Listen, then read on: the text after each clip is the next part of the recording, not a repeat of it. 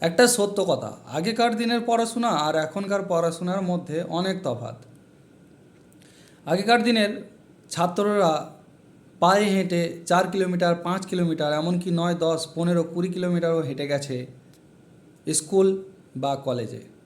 কিন্তু এখন ক্লাস 6, 7 দেখা যাচ্ছে যে অনেক সময় বাচ্চারা বাইক নিয়ে স্কুল যাচ্ছে। আগেকার দিনে আমরা ক্লাস 5-এ উঠলে তখন থেকেই আমাদের বিভিন্ন ধরনের বই কিনে কিনে পড়তে হতো, বা আগেকার যারা ছিলেন তারাও পড়েছে। কিন্তু এখন এইচএস পর্যন্ত প্রায় বই দিয়ে দেওয়া হয়।